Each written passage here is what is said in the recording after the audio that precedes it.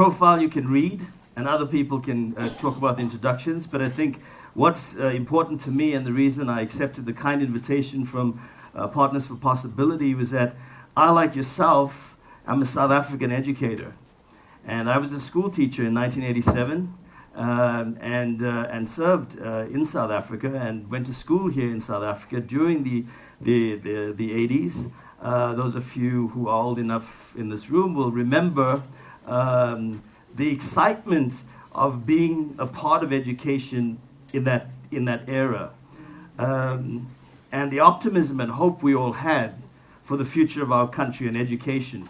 And I remember as a young man at UDW in KZN now, we had a motto that went "Educate to Liberate," and so I have been involved in education, and it's sort of been the family business for a long, long time. My father was a school teacher, and he was a school teacher for 35 years. I have an older sister who retired this year, and she stayed in the same community.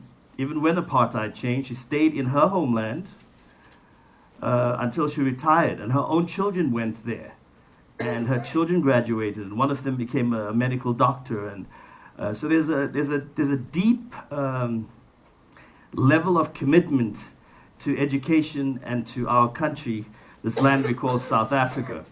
And so I've returned to South Africa after having lived in the US for 20-some odd years, since 1990. And this is a place I call home. And one of the things that I'm very, very interested in doing is leadership development across the board in a corporate environment, and certainly with principals. So that's sort of the brief 30-second version of who I am. And I am here today. I was asked to talk to you.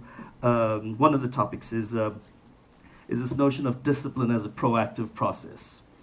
And one of the things that I want to share with you is I moved to the U.S. in 1990, and I didn't have any family there. I did not have a green card, and I did not have a visa except a visiting visa.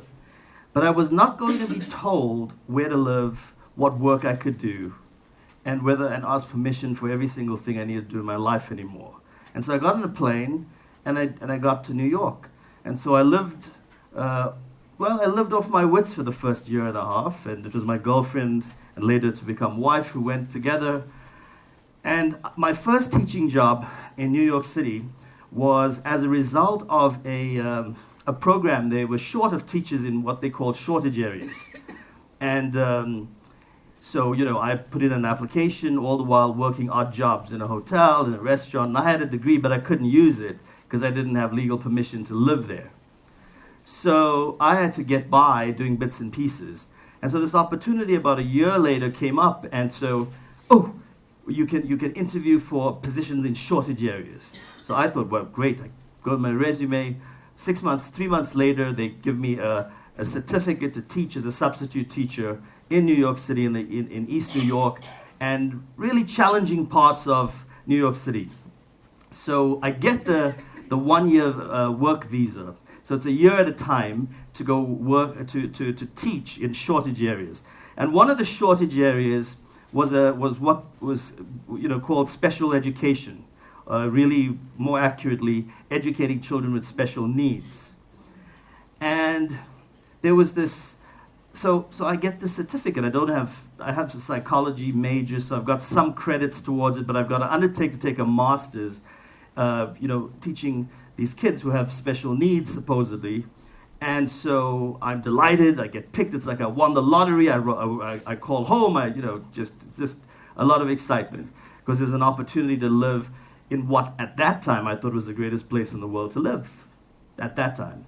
So I walk into school on the first day, and it's a total nightmare, an absolute nightmare. It's only 15 kids in a class because they were all classified as having emotional needs. It was called being emotionally disturbed. And then there was another category of special education called children with learning disabilities. I was later to find, very soon after I got that gig, to find that this was a catch-all sort of a place for kids with behavior problems. Nobody knew what to do with them. Discipline was out of control. Most of them came from disadvantaged backgrounds. All of them were either Hispanic or black and poor. Sprinkling of white kids, right? And I found very early on that the issue of discipline that occurred, disciplinary issues that occurred in classrooms, resulted in them doing step 1, step 2, step 3, and when people didn't care to find out and to help and to nurture, they sent these kids along the path of being evaluated for special education. And the unintended consequence of it was that since special education was something that was funded by the federal government, even the parents of those kids got a check. So can you imagine poorer parents whose children already come from traumatic backgrounds and disadvantaged economic environments are now, unintentionally have an incentive to agree to this thing. Because obviously they're tired of their kids getting suspended from school. They're tired of being called every day into school to remove their children because their children are disruptive or their child hits someone and so forth. So we had this issue of just hundreds and hundreds of kids, thousands of kids in the New York City school system and in cities around the country who are classified into these programs that they never left. It was always intended to be a temporary program, but in those two categories, they stayed. And very little improvement can ever be shown for the investment on that, of those programs at that time. Now, why do I share that with you? I share that with you by way of an introduction that says it's more important for us, it's important for us to interrogate the why when we see difficulties in behavior. It's a very difficult and challenging thing when a child is in trauma and we don't see it because they're just aggressive. Or they are depressed, but they're not sitting down quietly, instead they're acting out. So I had to be a teacher of kids like that. And I got to tell you, the first couple of weeks I walked in and I was a sub, so I didn't have a full-time job. I had to go place to place when there were always spots. There were always special ed teachers who were getting sick almost every day. So I could get work every day and every weekend. But I walked into the classroom that first day with these kids, and I was used to South African education back then. I was 21 years old, and it was the phys ed teacher at Dundee High School, and I walked in and I would say, "Good morning, class," and they would all stand up and say, "Good morning, sir," right?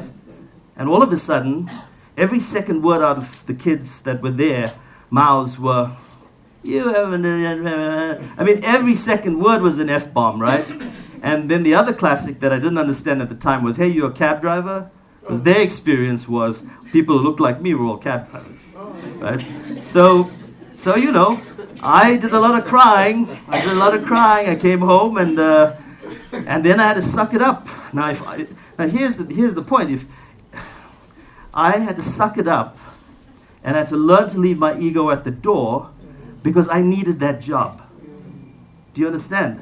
If I messed up and if the year went by and they didn't sign the form, I wouldn't get a visa for the second year. And this was just a 1-year work visa that they used to have at that time. So I'm not claiming to be any self-righteous, better than anybody else type of person, but out of necessity, I was forced to figure out how the hell am I going to walk in to that class every day. And this young girl, Shawnees, she's 12, and every day I walk in the door, she says, "Any mother effing teacher sticks his face in my effing face, going to get his ass kicked, mother." And she would say that to me every single day. And it was like, and then Tayshawn would throw something from one side, and then it would start, and I wouldn't know what to do. Right? And so I realized that I had to own this. Right? Because like the other teachers would go, "Oh, send him to the office, do that." I was scared to send him to the office because it looked bad on my stats. Right? It looked terrible for me, like, "Whoa, we gave this guy a chance to teach here, and look at this, he's just like everybody else." So what I began to realize is that I needed to build relationships with kids. And this is not a story like that ends, that has a fabulous narrative where everyone is fabulously well adjusted by the end of the year and the teacher gets an award. Doesn't really happen like that. What does actually happen is that each day you look at each child and you believe and you look in their eyes and you find something that's brilliant in all of them. And if you can't find something that's brilliant in each one of them, then you're not looking hard enough. And so, one by one, I try to engage kids in terms of what I could do and what I could offer as a human being and as a person. Because we've all been teachers at some point in our lives. We don't need to go to school to do that. We go to school to hone our skills. When I say school, I mean university and college. But from the time we're social beings, and as a result, we learn in a social environment, we learn from each other, we learn from communicating, we learn from our parents, we learn from everybody, and we learn to teach accordingly. So I began to start trying to, I didn't know it at the time, but I was developing a curriculum of interest with my kids. So discipline is not separate from curriculum and instruction, is not separate from the whole spectrum of variables that impact school. And that's why I share the story to you. And so how this ends is I had this class for 6 months because I took over from a teacher that had quit. And what eventually happened is that every single child that was in school, there were 15 in the class, maybe 10 showed up on average, maybe 8. I did something different with everyone. And in the end, Shanice, every weekend I'd come in and I'd leave some rubber bands on the table. She'd still say, get the fuck out of here, or whatever it was. But I'd leave a little rubber bands for her. Tyshawn liked to draw, so we did some technical drawing stuff. And interesting enough, I remembered more of my matric stuff than I ever thought I would. But it was the interesting stuff that I'd remembered. I always liked history and stories. So I would pick a work of fiction. Like I remember we were studying the American Revolution. So I picked My Brother Sam is Dead, which is the American Revolution told through the eyes of a child. And so that became something of interest. And slowly, one by one, they began to sit down and work on their own. I left the textbooks aside, and we developed a curriculum of interest. And so that, for me, was probably the greatest lesson that I learned. And so when I hear and go around South Africa now, and I'm doing some work in schools, whether it's I'm doing some work at Crawford. I was at Crawford the day before yesterday. I won't say which one, but everyone blames the curriculum. We can't do common core. We can't do global core competencies because of the curriculum. We can't do that because of the curriculum. We have to cover this because of the curriculum. And I said, well, curriculum don't teach kids. Teachers teach kids, and principals lead teachers. So if you don't get the outcomes that you're looking for, you got to pick up a mirror and hold it up to yourself. Now, it's very, very hot in here, and we're going to do something that so that I'm not a talking head the whole time. So I hope you will participate. I like to start off, if this was a room set up for learning, not listening, I would always like to start up with a problem of practice. And so what I want to do is do the problem of practice anyway, and I have a little scenario. If you look around, this is number 5. I think that's 4, that's 2, that's 1, and that's 3. So what I want to do is this. For 10 minutes, I want you to count off 1 to 5, and then all the ones will go there. You're going to organize yourself. Here's the activity. This is our introductory activity into this conversation around discipline, corporal punishment, the law, and the building of school cultures. Right? So what we're going to do is you are all leaders. So you're just going to count off in 5s. We're going to get into the right place. You're going to organize yourselves. There may be a large number of people there, but that's what you have to deal with every day as principals or assistant principals. You may have a large space. You're going to be given 10 minutes. You're going to all of the questions pose a scenario and ask you how you would go about resolving that issue, or what advice would you give that particular principal in that scenario. I want you to organize yourselves in terms of one person needs to be, however you figure it out, one person needs to be a facilitator of that group.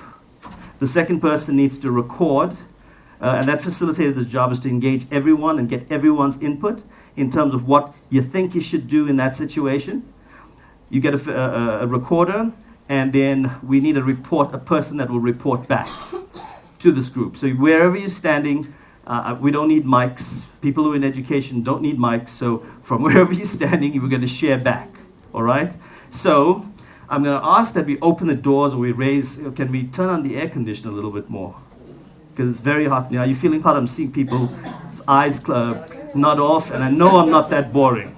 I know I'm not that boring, and my jokes are coming.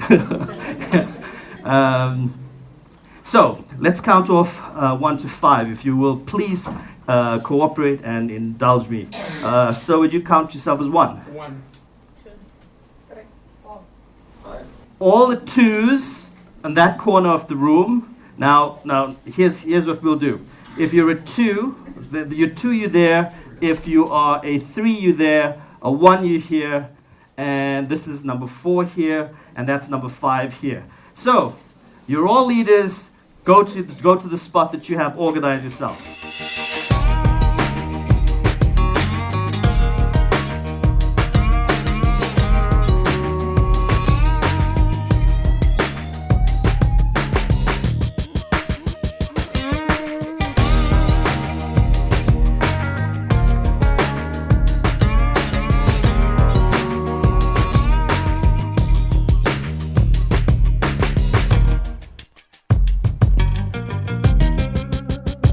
I just want to ask you, one of the things as a leader that I always stress that you need to be aware of is the nature of the interaction between people.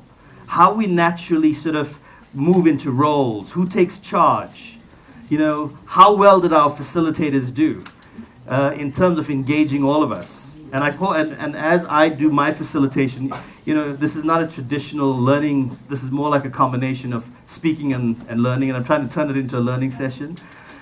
But generally what I do is a thing called transparent facilitation, where what I do is periodically I'll stop and I'll say, well, how did you experience that activity? What could I have done differently? Did you understand my question? Was I interactive enough? Was I able to engage with you? And why I do that is because you need to be able to constantly evaluate and assess and make adjustments, because leadership is about communicating. It's not about talking at people, right? So I want to ask how you experience that. I'm talking about in your own groups. I saw 5 very different types of conversations and 5 very different dynamics in the group. Would anyone like to share any comments about how their group organized? Let's take group number 1. Show of hands. More than all of you had an opportunity to speak. Raise your hands, if that's true. Okay. Group number 2. How many of you had an opportunity to give any input at all? Group 2. Just raise your hand if you gave input to group 2. Okay, fine. Group 3. If you had an opportunity to give input, raise your hand. Okay. Group 4. If you gave any input, raise your hand.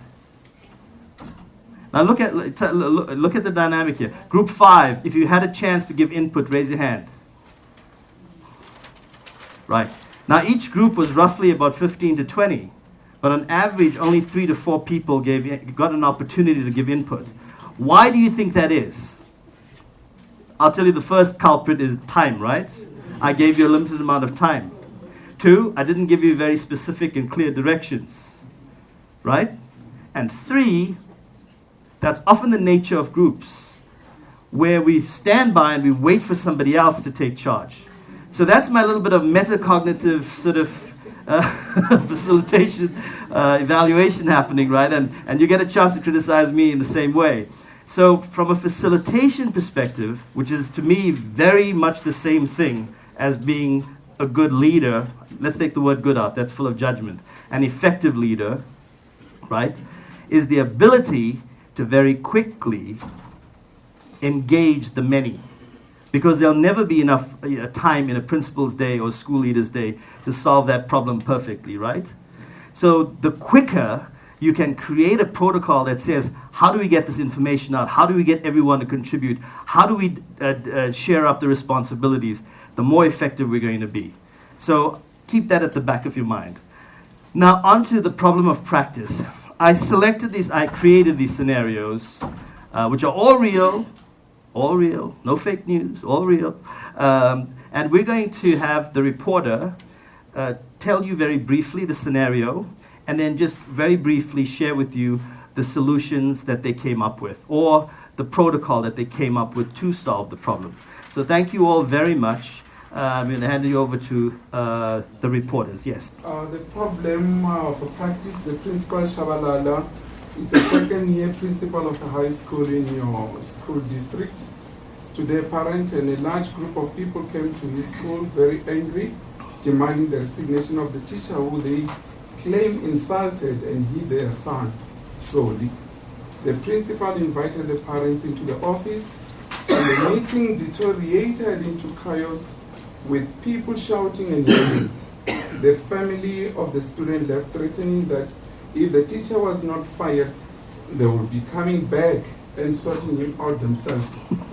Principal Shabalala phones you and asks for advice. What would you advise him to do? And then as a group contacted by Principal Shabalala, we felt this is what we could do. It was to call the parent first to the office, trying to correct, of which he did that. But after the parents have left, then we have to call the teacher, because we took it that it's an allegation. It's not yet proven. And then thereafter, we have to write it in the incident books. We have to inform the IDSO. We inform them, they will also give their input, but they have to be alerted. Because there is a life-threatening situation whereby they might come back tomorrow with mob psychology, organizing other people, we felt it would be proper for him also to inform you remember we have adopted a cop. We went to the community police station. And then to inform them to get ready in case the worst happen. After all those things, we don't move away from the dispute management unit, and also processes whereby we have to investigate whether was it true, because the teacher might come in and say, I never did it, whereas the child is true, he was beaten and assaulted. And then, yeah, I think that's all. But before we could wrap up everything, I'm saying this, the group will add more if I didn't say everything. We also have to phone the parents, because they left very cross. And then we have to calm them down and tell them everything is well taken care of, and they are going to be invited, so that then this matter can be resolved without the loss of life, so that they can settle down. Thank you. So I'm going to use this because part of the purpose of this is because a lot of what's in my presentation that we're going to go through is what you're surfacing now and what you're going to surface in this experience. So I want to just get one or two reactions to what how do you say your name? Mashulu had to say. So just one or two reactions. And one of the things that one norm I want to, I hope to see you again. So maybe if you want me back again, you should ask, and I'll be back again. But one of the norms I would like to set is that we speak freely and without judgment. And so so very often what happens is we're all far too polite, right? And so in being polite, what we do is we stifle our learning because we think we might offend someone if we say something that seems critical of what they're thinking. But learning has to be about asking questions. It has to be about being critical. So I'm saying to all of you, one of the norms is be critical, be constructively critical. So disagree, share your comments, share your thoughts, feel free to do it, right? So Any responses to that report in terms of what he would do in terms of giving the person advice and guidance in that situation? Well, from the group, on the last point, we said inform the parents that there is a procedure that is followed when there are such allegations. Yes. And the school will be following the procedure and they will inform them in due course Right. about what is it. Okay, so the very important piece that came out there, I agree with, is that the principal has to follow protocol, right? But does protocol solve a problem?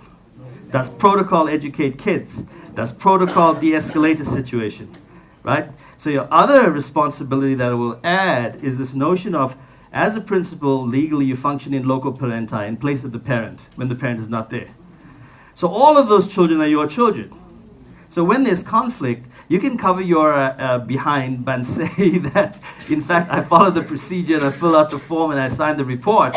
Let the police deal with it. But that doesn't solve your family. If your school is your family, you didn't solve a dispute between those siblings or between members of the staff. In this case, it was a serious allegation, so there's a legal component. So you're quite right in following procedure, but the other part is around the dispute management. And one thing, I don't want to sound like a lawyer, but I am writing a school law book for a handbook that can be usable by teachers in the South African context with a lawyer. So I happen to be reading a lot of this stuff and recognizing that we don't have a quick, fast, easy reference to go to when stuff like that happens. We've got the Department of Ed's regulations that are that big. Then we've got Section 29 of the Constitution, which is massive. And then you've got different subsections that make it very difficult. And a principal invariably is always on edge and not quite sure which way to go. So one of the first things I want to say to you as a principal that worked in really difficult situations, South Bronx, Brooklyn, Manhattan, in the middle of riots, gang stuff, all that stuff. And I'm not like Joe Clark who walked around with a baseball bat getting kids to shut up, but part of it is the power of your presence. Never dispute the power of your presence as a principal, as a teacher, as a leader, as a parent. And so that's largely what we're going to be talking about today, but I just want to add to what you said. There's the procedural, but we didn't get back to how do we actually resolve issues when they occur, right? Ms. Makeba is the principal of a primary school in your district. She has been there for 10 years and has a good relationship with the community and the SGP. A teacher comes to her with his union rep and report that a standard 5 boy who is several years older than his grade will suggest that just threatened him, saying that he was going to get him and finish him off. The teacher reported that this boy has threatened him before and swore at him in the class on 3 occasions and nothing was done. His union rep and the teacher want the boy removed from school. Ms. Makeba, who has been there a long time, knows that this boy is from a child-headed home and has experienced enormous trauma. She has personally tried to help. What will you do to advise, or what will you advise her to do? Okay, so in our group, first thing that we did, we looked at the challenges here, the challenges for the boy, on the side of the boy. So the boy is from the child-headed family, is a problem. Number 2, a child is several years older than his group in that particular grade of standard 5. Number 3, he has got a behavioral problem and then swearing at the teacher. Number 4, he might be repeating the grade because he's several years older. And then those are the challenges. Ne? And then the intervention, how can we help the principal? First of all, remember this matter has been reported to Ms. Makeba. So one thing that she was supposed to have was the evidence. You might find that the teacher was reporting, but the principal was not keeping the evidence about the child. So, and then number two, what is the policy? We can advise her about the code of conduct of the school. Because if the child is swearing at the teacher, we need to make sure that we go to the code of conduct for the learners in the school.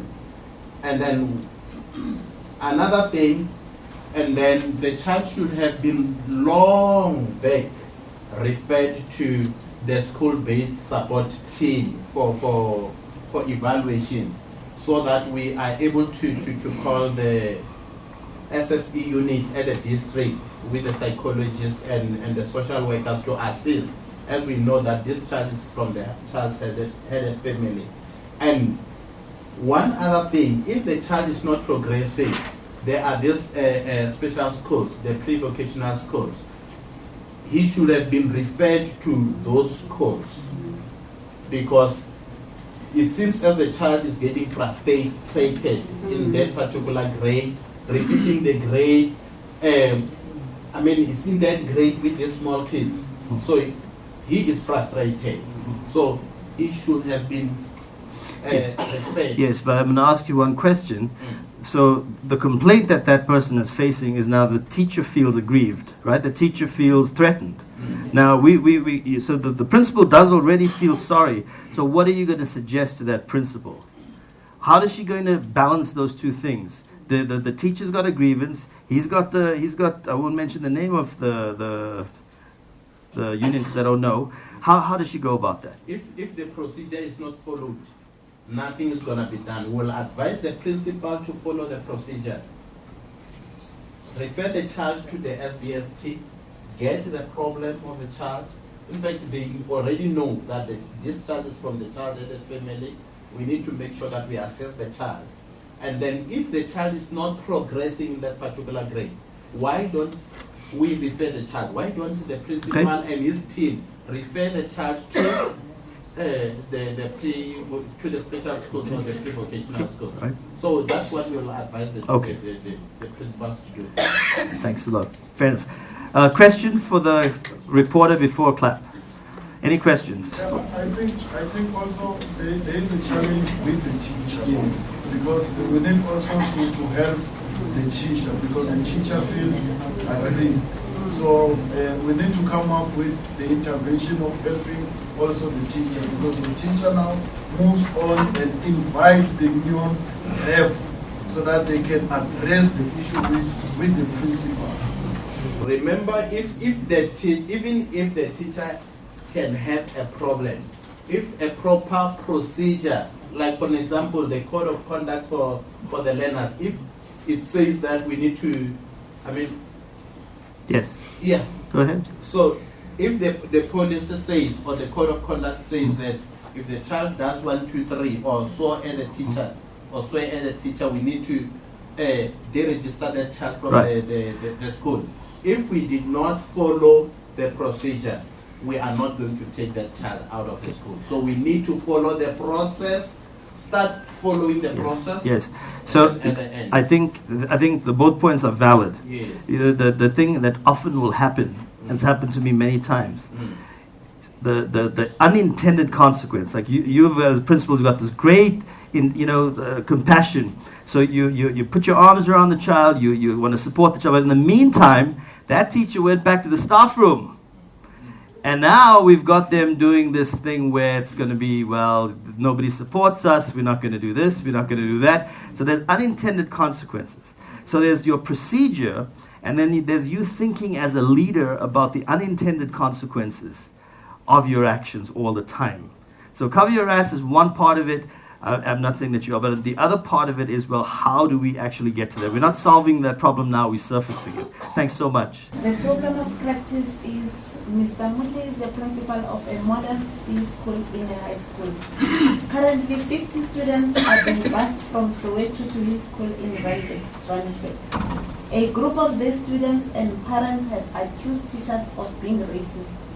The EFF has protested outside the school. The issue at the teachers treat the black students in a very disparaging and demeaning manner, often picking on them to answer questions and then making a joke if they do not know the answer.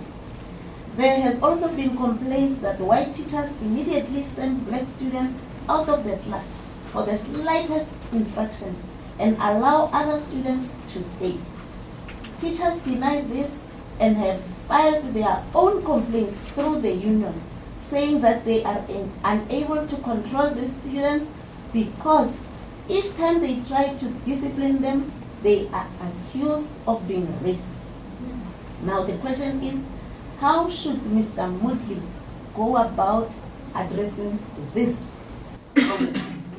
Now, we have realized that as our group, these teachers and the learners, they are in two separate worlds. And we felt that they need to build relationships with these learners. And knowing quite well that if you bus learners from a township like Soweto to Randburg, the teachers do not know these children. They do not know who are these children.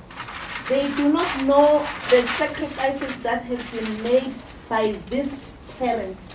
And realizing that, then the children probably, they revolt against these children. I mean, they are teachers. Hence, they do not know how to tolerate or treat each other. And also, we felt that there is no social cohesion. They culturally do not know each other's background. They do not know how do black people live in their township.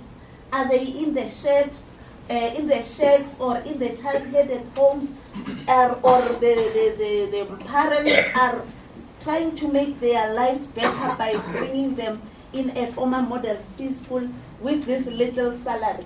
And so these children, they are really feeling aggrieved and having a social cohesion in the form of art and culture, like observing occasions like June 16, observing occasions like September 23, which is Heritage Day. It will also assist so that these educators and learners can be able to relate to each other, even culturally, knowing them better, knowing their background. And you can see from the distance that this institution is like, educators are focusing on the cognitive development of the learner. They do not want to engage in other areas. And so we also need to make sure that the teachers know these learners in depth, one by one. Do you have parents? How many are you? How big is your home? Because most of these learners, you might find that they are living in shacks. They do not have the setup that these white teachers might think of. If you see a child coming from a township, coming to school, the assumption is at home there is a study room, there is a dining room, and so on, only to find that the learner is staying at the back of the shack, and he is relying on that school to make his life a better life. And so we also felt that the educators, their mindset is still at the back. It needs to be redressed, and we need not call the equality codes and so on. But we felt that workshop, teacher development, because it has been realized that it's an area of need. We need to sit down with educators and talk about Ubuntu, tolerance are some of the topics that need to be discussed so that they can know each other better. And then we also felt that because there is now EFF toying outside there, we also need to engage parents. Let there be relationship again between teachers and parents so that they can also tell the teachers about their children, tell, that kind of communication. let it be alive and kicking so that the teachers can know each other better. And the issue of EFF, we also felt that the school do not need to be politicized. There are legitimate structures like the SGB that represent the community, that can speak on behalf of the community and address all these areas that the school of Mr. Moodley is facing. So in our program practice, Mrs. Pritchard is the principal of a high school in a Johannesburg suburb. 2 grade 12 boys, during the time when they are doing their programs, get into a serious fight in a school. The fight is broken up and the counselor contacts the parents. The boys apologize and are given community service in the school for a week. However, the issue is not over. It involves a girl that both boys have dated, and the new boyfriend is angry at the things that the old boyfriend is saying. A group of boys outside the school attacked the new boyfriend on his way home, and is very seriously injured and hospitalized. The parents of the victim are suing the principal and the school for not taking appropriate actions when the first incident occurred. This story has hit the social media, the news, and the minister's office, who has promised a complete and full investigation. Meanwhile, there are demonstrations outside the school and inside the school. There have been fights and altercations between students and the two parties. The school is in chaos. How does the principal go about de-escalating this situation? Very serious and scary situation. So in a group, we thought that the first action that the principal would have to take, because it's now chaos and it is threatening the safety of other people, it is to get the police, the law enforcement people to come in and calm the situation so that the principal is allowed time to can address all the concerned parties and assure them that the school will deal with the matter if given space and time to deal with the situation. Then once that is done, the principal will then have to get the concerned parents of both boys into the office, call also the SGP and the councillor to get the background of the story and try to get into the story to see as to how the story went about and how it was resolved in the first place, and also to clarify that there is an element of criminal activity there, because this other boy was attacked by boys probably who are not from the same school but who are belonging to the community, and get into the process of following a proper disciplinary procedures as outlined in our policies to get the matter sorted out.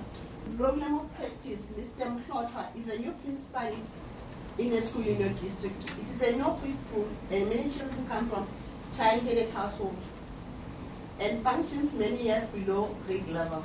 He has many teachers that have been there for 10 years or more and seem to not even to try to teach the children. The principal gave 4 of them unsatisfactory rating when he was observing them when they teach. The teachers think that the people constantly distract the class, and each time they send the children to the office, nothing happens. And the children continue to distract. Therefore, they cannot be blamed, and the union is demanding that the principal remove unsatisfactory rating and instead do his job and deal with discipline in the school.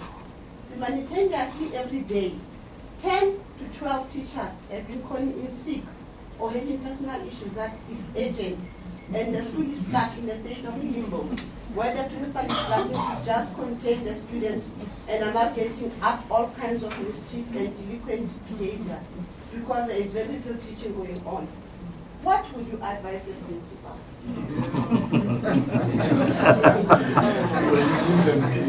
Okay. Firstly, this is a new principal. He does not know the dynamics of the school. And he went about it the wrong way. What the principal should have done, he should have gone to the vision and the mission of the school. What is the vision of the school? And what is the mission? Where is the school going to? He did not do that. He just started by giving them low rating. Then after he has known the vision and the mission, he needs to involve all the stakeholders. That means the SGB, the educators, the PS staff.